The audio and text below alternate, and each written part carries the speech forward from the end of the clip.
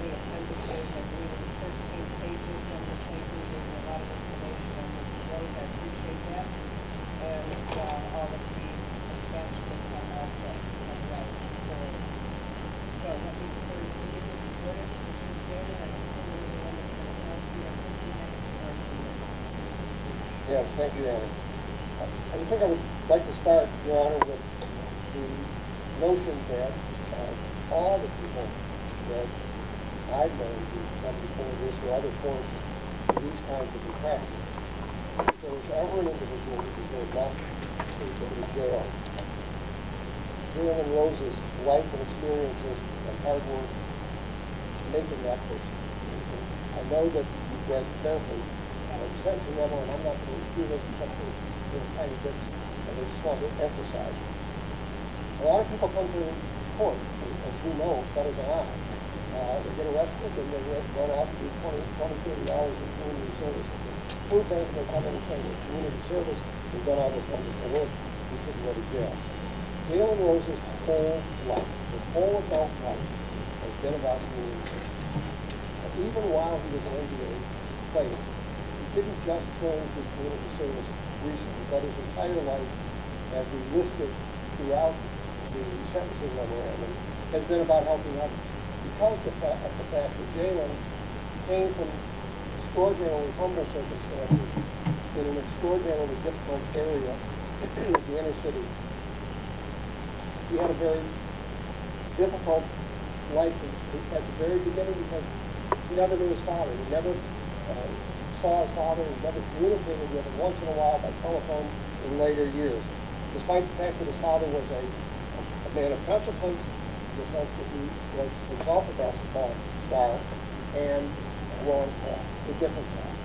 Jalen took the better path, and Jalen has dedicated his life to helping other people in the similar circumstances as he to go to the correct path, the good path. He's helping get into schools. He's established 26 children the first year. 120 students the first year.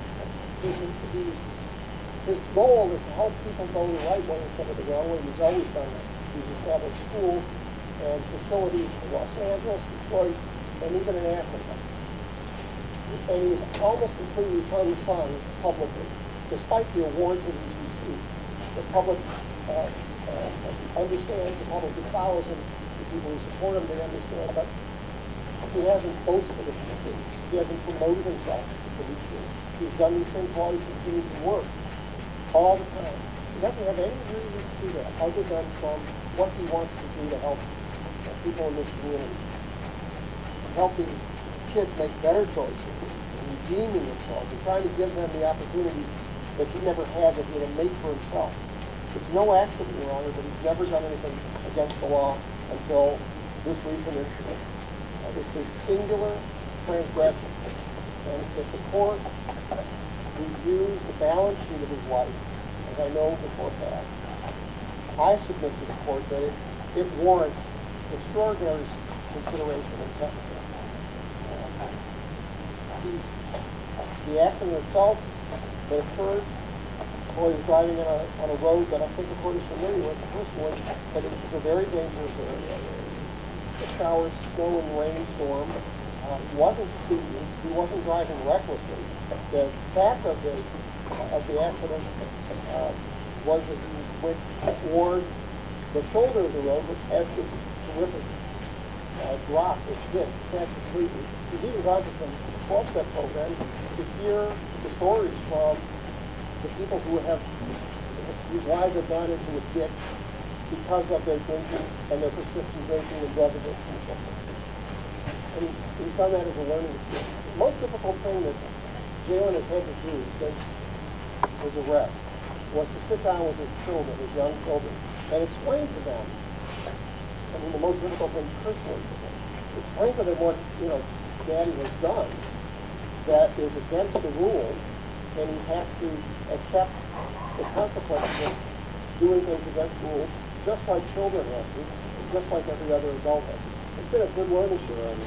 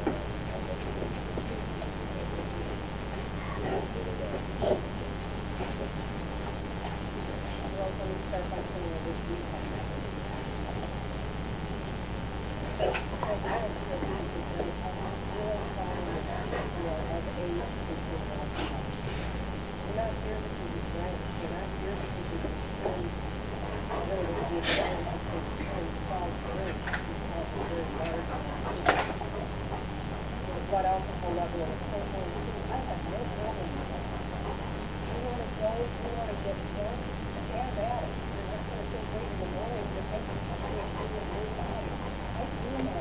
I get my friends. The real one is sometimes you have like a meeting to get this down and then for that and that.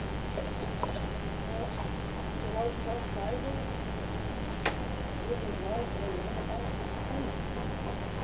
Drunk driving is about the rest of us. It's about our husbands and our wives and our children and our mothers and our fathers and sisters and brothers and aunts and uncles. It's not about the defendant. You take the life of somebody I love, I'm not going to care a thing about how much you're giving to this community. I'm not going to care a thing about your talent, your intellect. It just isn't going to matter. The only thing I'm going to care about is that you're working my product. So do you have any idea how many people are killed because of drunk driving? I don't remember if you know something unusual. I'll let you answer that. Yeah, tens of thousands. And I give you the answer so you understand. I should. And I'm going to use September 11th, 2001 as the date. This is some of the information they tell. And that day, we were attacked on our own soil by a Kansas terrorist. We lost 3,000 people to Kansas terrorists. Every year in this country, the average number that we lose against those drivers is 22,000 a year. That's the average. The match for the last 10 years of this nation, 26 a year. That is year after year after year after year after year. Are dead. Why? Not the time they get me wrong. This is so simple. Because it's convenient. It was very convenient to do this to write, to pick up these phone calls that would left you in their pocket that night to make a phone call. Are our lives really worth that little to you? Pick up the telephone. You know, it's interesting. It's with this memorandum. It's great stuff, and then I just wrote the letters. Tremendous stuff. Tremendous. Because you can't say to something like someone who out and the phone call, the letters, one for many days, tremendous success. You've got all of these people.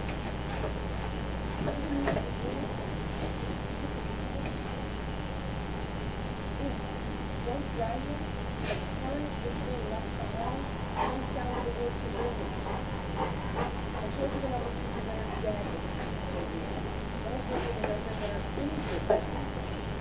250,000 people a year are injured because of poor community for somebody to take the house. Everything from broken bones to cold conditions to retail restoration to non-emotional they can't let their kids anymore. You know, I've been accused of being the man of that. This is real. And I don't understand what people say. But you know, you didn't steal anything from strangers.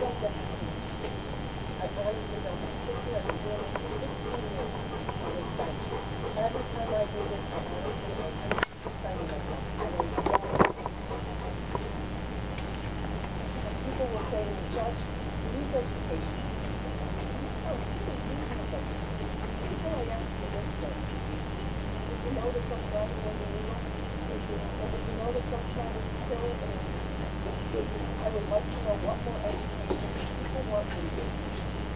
If you want me to give you an education on when to do what, oh no.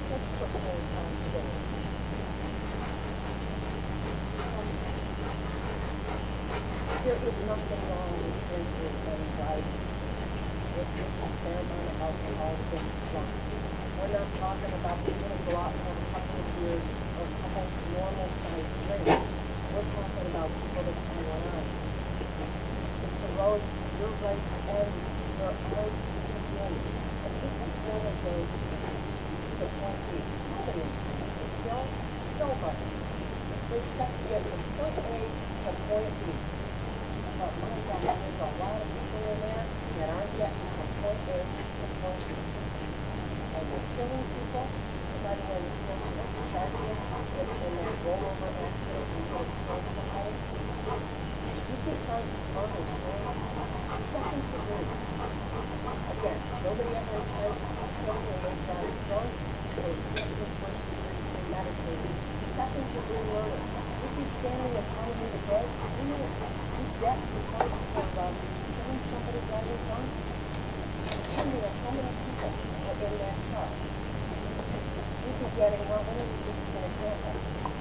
My staff is that article something. I'm working one day, I reach to the left, and there isn't anything else to do. This is the time that's been left behind. If I could give you some experience at the telephone after the night out of partying. This one, right news. This is one of the oldest that I have up here. And I keep thinking, I guess